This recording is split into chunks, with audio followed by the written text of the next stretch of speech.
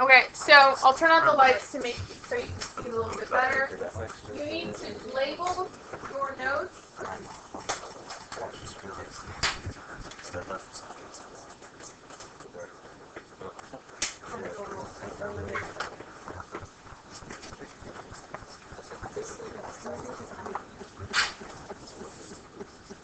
So notes, today's date, January 22nd, 2014. Your title is The Puritans. I am recording this for everybody who's brand new. This is our little video camera up here. I'm recording it through the smartboard so it doesn't record the class, but it picks up our voices. So if you say anything, we have conversations, you'll be recorded. And also, it records everything directly from the screen. One, if you don't come to class, I will post this by the end of the day. So you have a responsibility to watch whatever lecture I put up and take notes on it, the notes in your binder. Also, say in 2 weeks when we have a test on Puritans, you can go back and rewatch the lecture and use it as a study tool. So, when we think about Puritans, we often get that image in our head of, the white caps and the black dresses. But they were kind of interesting people. They're very practical. They were intensely committed to what it was they thought they wanted to do with their lives. They were single-minded in that desire. They believed in their rightness 100%.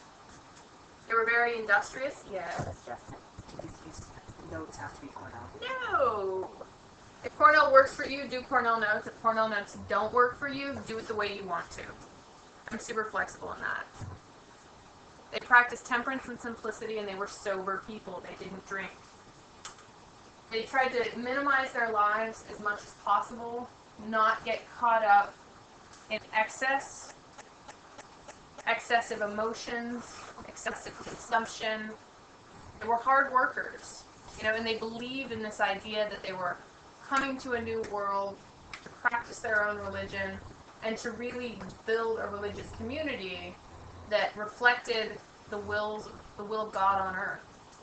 When you guys are finished taking down for a particular slide, just put your pencil down so I know we're ready.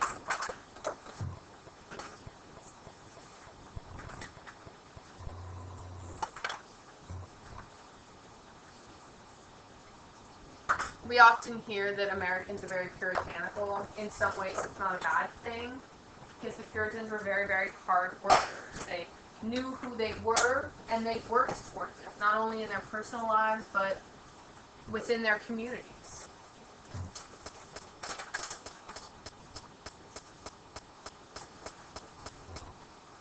Needs more time.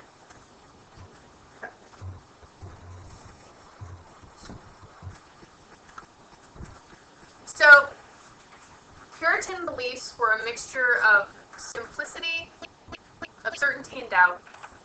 They were certain that most of humanity was damned, i.e. going to hell. They based this on the idea of Adam's fall, right? The Garden of Eve, Adam and Eve, temptation. Because of Adam's fall, we've all sinned, we're all sinners, most of us are damned. And they were certain that God had sent his son to earth to save some of us. Not all of us, just some of us. And that's where the trickiness comes in.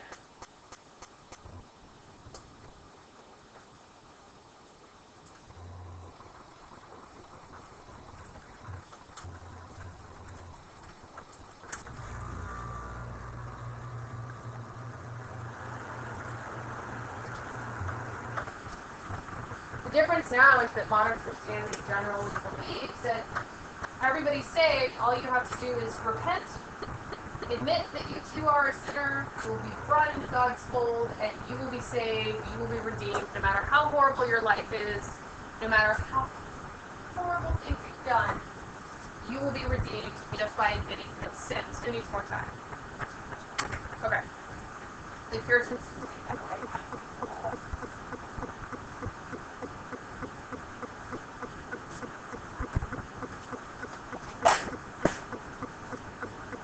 those of you whose ears are perking up and you're thinking, why are we talking about religion? American literature, Western literature is based on the Bible, the myths of the Bible, the stories of the Bible.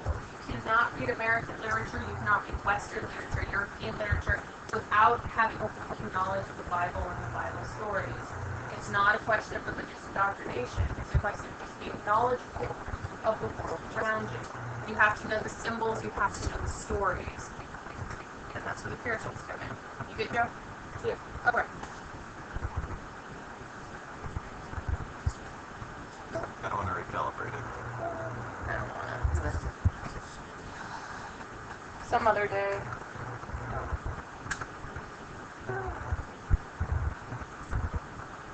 So, certainty. We're certain that that most of us are damned, and we're certain that, Jesus came to earth to redeem us, but where does the doubt come in? The doubt is that who is going to be saved and who's going to be damned, because nobody knows for certain. Nobody knows when they're born, if they are destined to be saved or if they're destined to be damned. And you can't do anything about it throughout your life. You cannot affect that choice. You're labeled from the day that you're born. It's determined by God. It's called predetermination. And you can lead the best life that you want, but it doesn't mean that you're necessarily going to succeed. You strive for salvation your whole life.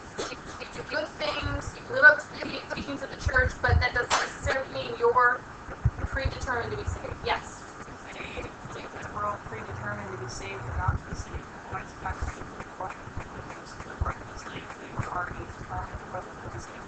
But that's the thing, though, because it's like, you don't know. So you have to do everything that you can to, make sure that you're going in that way. Yeah. If there are people who are predetermined to be saved, would it be that people who are also predetermined to be damned would be predetermined to be saved, and then the way that you live would affect cause you to be damned? I don't know. From what I understand, it's one way or the other. You're either one or the other, but you don't know. So it's kind of the same thing that Pascal writes about. He's like, we don't know if there's a God, we don't know if there's not a God. So if there's not a God, you can do whatever you want, it really doesn't matter. But if there is a God and you do everything that you want, he's going to get you in the end. So the best way to go is you might as well just believe in God and cover all your bases. So, and that's where they're at. Do everything in your power to, live a good, worthwhile life, strive for salvation, lead a pious life. So, and there's no way to know. They'll talk about, in the next couple of slides, they'll talk about, what this idea of how you could know that you were saved if you had this sort of moment of divine grace, which is once again open to interpretation. So you can say, oh yes, I did. Yes, I was filled with the Holy Spirit, and now I know that I'm saved. I know I'm one of the chosen, but it's the personal interpretation once again. So, more time. So, if you were saved, you could feel the grace of God entering into you, and it was supposed to be some intensely emotional feeling. Sort of maybe, I don't even know how to describe it. Perhaps maybe that overwhelmingly warm feeling that comes over you Christmas morning when you're filled with joy and elation. But no one really writes of it. That's the thing. No one says what it feels like to be saved by the grace of God.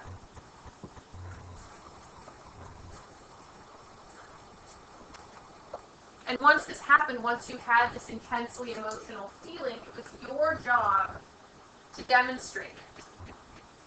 Demonstrate the arrival of God's grace by your outward behavior. After having received this, it was your job to go and demonstrate that to your community.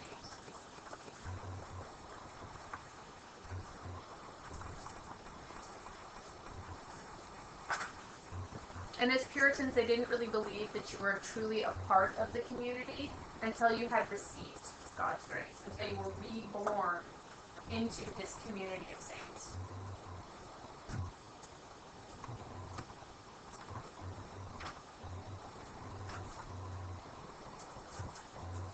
And as of course, everybody hoped to be saved. Everybody hoped to be filled with God's divine grace.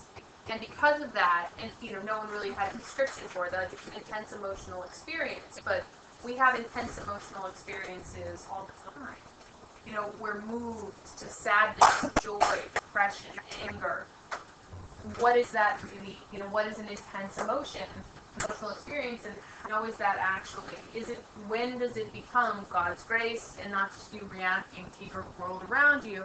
So the Puritans spent a lot of time examining their inner lives, examining their interactions with the world around them, in hopes of finding this moment, or making sure that they didn't miss it.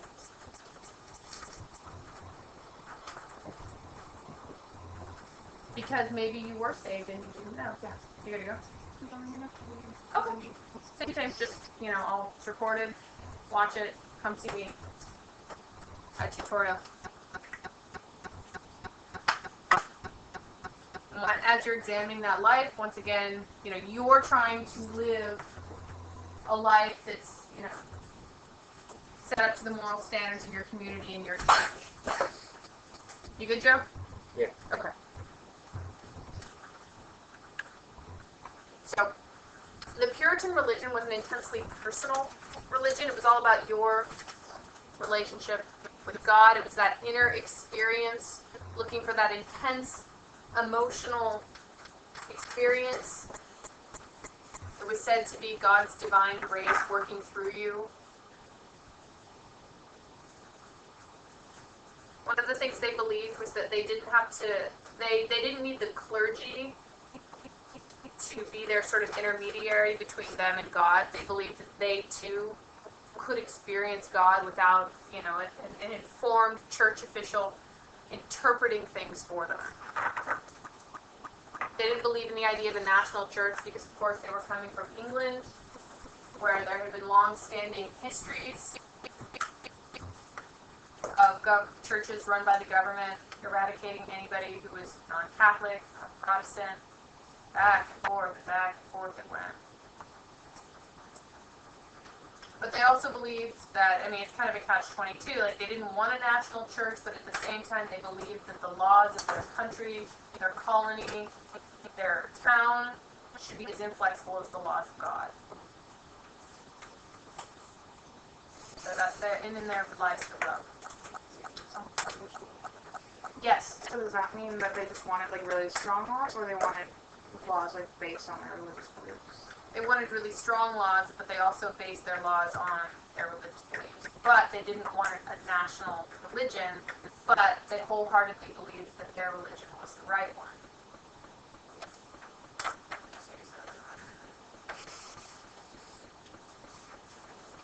Who needs more time? Okay. So, the Mayflower. As we all know, these people came over on the Mayflower. They did stint in Holland, and then they decided to leave Holland for fear of the fact that they would no longer be considered English. And they got on a boat called the Mayflower, and they came to America. On the Mayflower, they wrote up this thing called the Mayflower Compact. And basically what it said was that we're all in this together. I'm paraphrasing. And when we go to the New World and we establish rules and laws, we all agree to follow those laws. We're not just going to splinter and head off into the wilderness and do whatever it is that we want.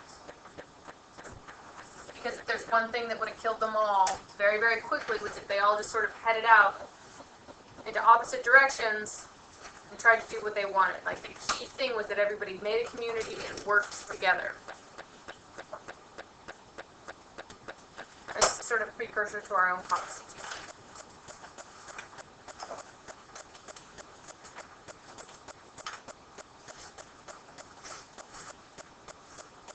Once again, every male signed it. No ladies. Ladies don't get to sign these things. Maybe any more time?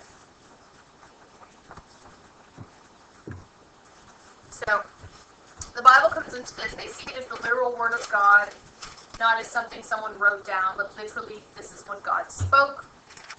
reading it, they felt was necessary for all Puritans, and once again, this is a sort of revolutionary idea.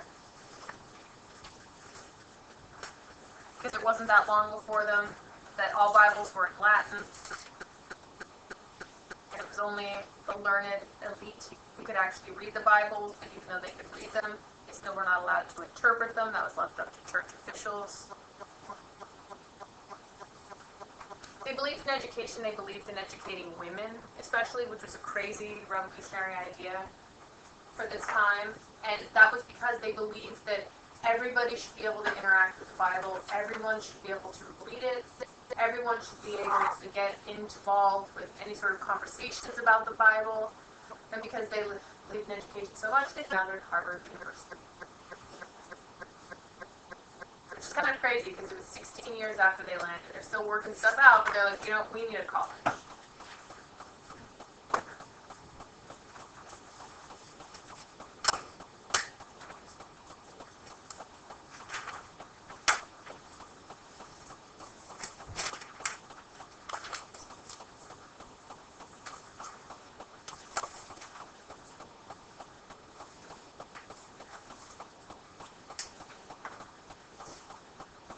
Remember, when you're taking notes, you don't have to copy everything down verbatim, word for word. We'll have access to this. It will be posted on D2L. So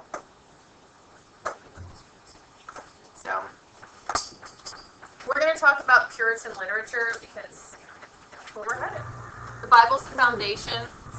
They lived simple, plain lives. They believed the Bible was open to their own personal interpretation. So they rejected adornments in their literature. The Bible is simple, it's very plain, therefore they emulated that. So when I mean adornments, I mean sort of fancy figures of speech. When we read our romantic poetry and all of that, you'll start to see how flowery and out of control things can be. But when you read Puritan literature, it's very straightforward. They might use some sort of figures of speech, but they're only using them to drive home a point, not to dress it up. Plain, simple, straight to the fact. They want to get down to that base of human existence. Therefore, all Puritan writing is considered, it's written in what they call plain style, strong, simple, logical. Most puritanical writing focuses on the inner life. We don't have a lot of stuff on this period. But what we do have is a lot of diaries and histories and some poetry, yeah. So they're very frank writers that didn't do a whole lot of Well, they did and they didn't.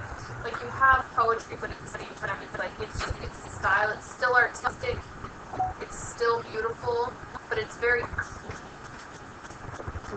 it's not filled with that.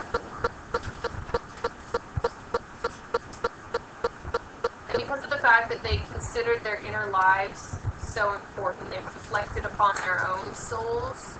That's why their diaries and personal histories are so important.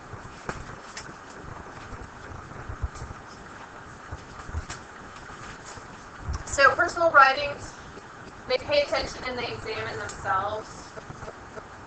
We too are currently living in a sort of era of self-reflection, if you will. I hear the phrase, I need my me time, one more time, I'm going to have to kill somebody. I just need some me time. What is me time? Me time is I have no idea. I really have no idea. It's getting manicures and having coffee. I have no idea. So you pay attention and you examine. Once again, because you're looking for that moment of revelation when God's divine grace enters into you and you have that moment of emotional elation. But you have to keep looking for it. You have to watch for it because it could just happen. And you can have revelations through the Bible, by reading the Bible, through the natural world, which is something that will continue on in American literature. Josh, you having a good time? That's what I thought.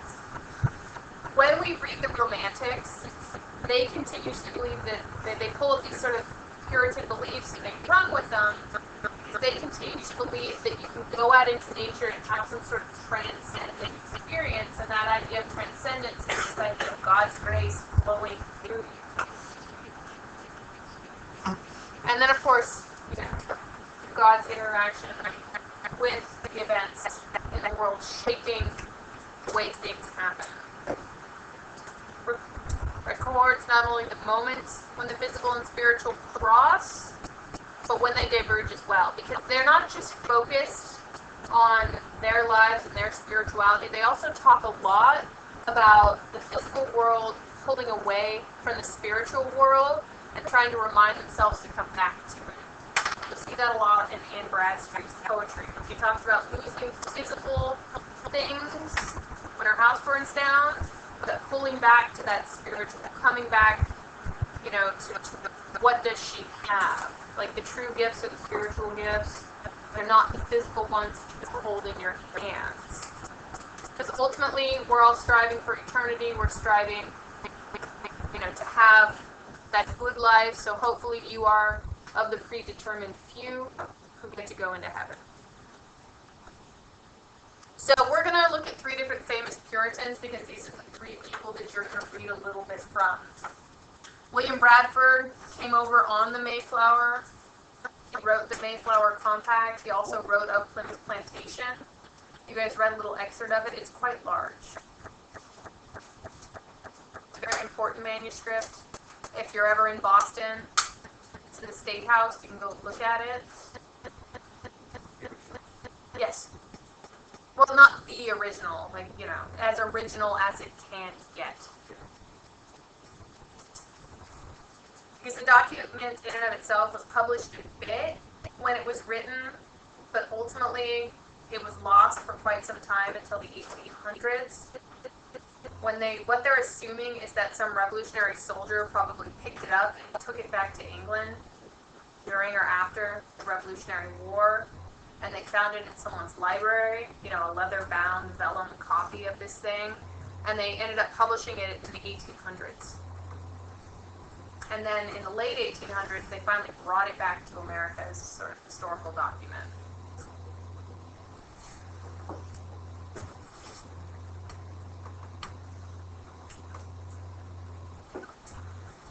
In a Plymouth Plantation, it documents that first settlement, things that went on there, and he didn't write it as a romantic account, like, come to the New World, it's great.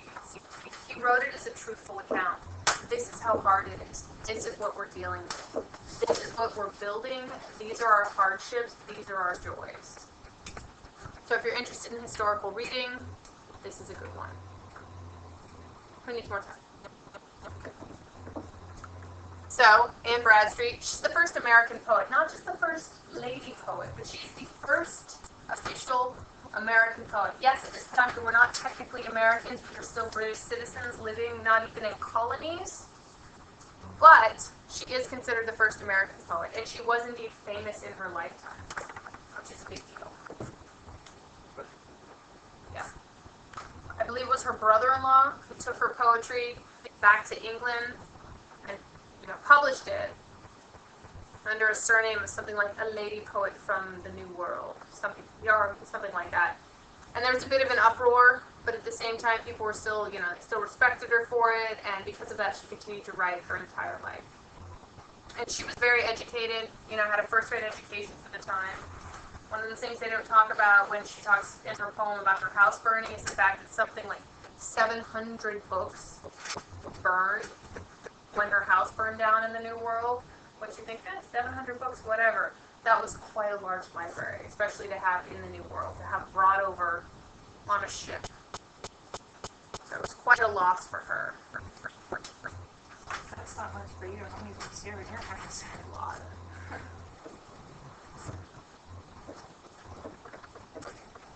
And then, of course, Jonathan Edwards. And we're going to talk a little bit about Jonathan Edwards today. We're going to listen to a bit of Sinners in the Hands of an Angry God. That's his most famous sermons, the thing that he's most famous for. When people say Jonathan Edwards, they automatically say Sinners in the Hands of an Angry God. And he's a sort of later Puritan because he delivered this sermon during a time when the Puritan religion was in a sort of decline.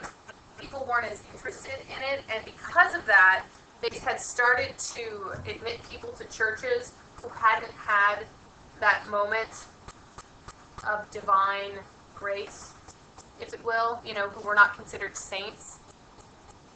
They called them unregenerate Christians. They were still Christians. They believed in the beliefs. They upheld them in their own lives, but they hadn't had that moment of divine elation. And so because of that, they were still, they were sort of floaters, if you will. This speech itself, this sermon, brought about the Great Awakening of the 1730s, which of course brought people back to the Puritan Church. One of the things he talks about in his sermon is this idea of, these sinners in the hands of an angry God, and he saw these people, the unregenerate, as sinners. You live by God's laws, but you haven't fully accepted the doctrine into your heart. Therefore, you're sort of hanging perilously over this pit of fire. And it is only God's good grace that keeps you out of that pit of fire. It scared the bejesus out of people. Like, so much so that when he delivered this sermon, and he delivered it in a very dry manner from all accounts, you sort of read it. But he had to pause at moments and sort of recollect the congregation because it frightened people so much. And of course, caused this great awakening, which brought people back to the Puritan church. But people never forgave him for this. That Jonathan Edwards man. People were it just never got over it. But also, once again, he genuinely believed in your ability to commune with God through nature. And that brings us back to the Transcendentalists, the 1800s, which we'll get there and we'll read about them. But, God's excellency seemed to appear in everything. In the sun, moon, and stars, in the clouds and blue sky, in the grass, flowers, and trees, in the water, and all nature. It's that same thing, looking for that transcendent moment in everything that's around you. So, the real question is, why does any of it matter? Why do we read about the Puritans? Why do we consider the Puritans? Well, Puritan belief continues to inform American government and American foreign policy to this day, right? The use of force to carry out God's will. Yes, we say, we don't have a national religion, but at the same time you get presidents who stand up there and say, it's God's will to carry these things forward. The Cold War, communism versus democracy, our Pledge of Allegiance, we all say under God in our Pledge of Allegiance. The idea of communism, sort of evil empire, and democracy being the great savior.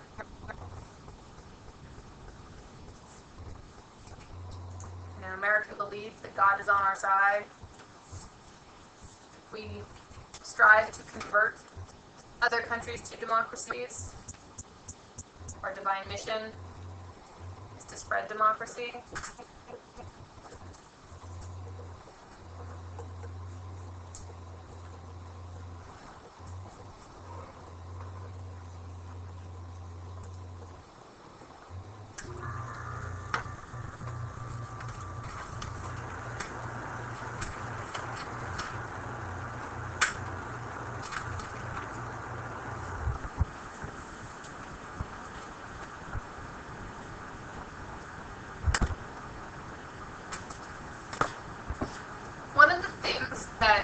You'll always hear again and again is whenever there's any sort of sexual scandal within politics, and everybody gets all worked up about it, the first thing you hear is like, oh, that puritanical America. But in reality, the Puritans were pretty free-thinking when it came to sex. They really didn't, you got married kind of when the girl showed up pregnant. That was kind of about how they rolled with it. Whereas our sort of puritanical belief system is more informed by the Victorians. Came quite a bit later, the 1840s. So it's something to think about. Who needs more time? Okay, keep going, Jake.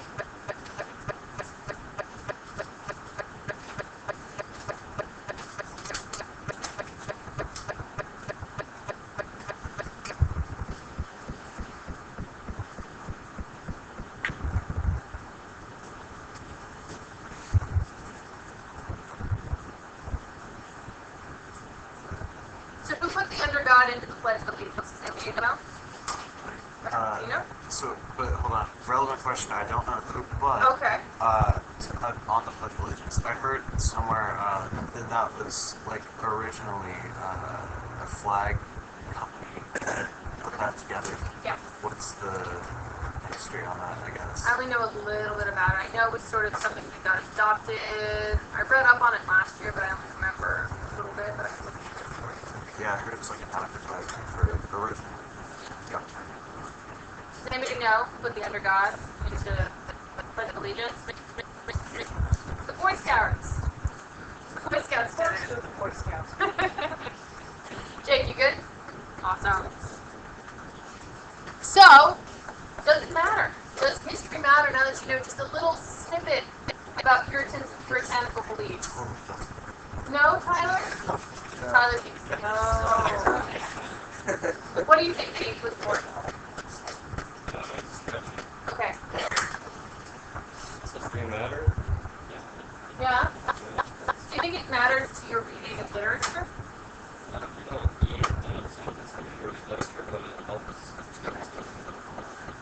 Do you think it helps more with, say, stuff like, you know, these historical texts? Yes. Because there's no story in Sinners in the Hands of an Angry God. It's just a long sermon. You know, there's no characters in there. There's no plot, conflict. There's nothing going on in there. You know, it's just like this guy talking and talking and talking. So, to understand it, to appreciate it, it helps know the background.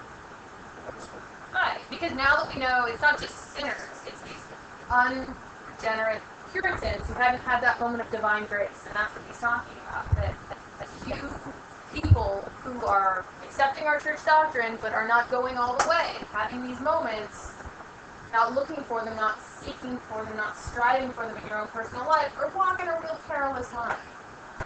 And that's what he's talking about. Questions? Comments? Concerns?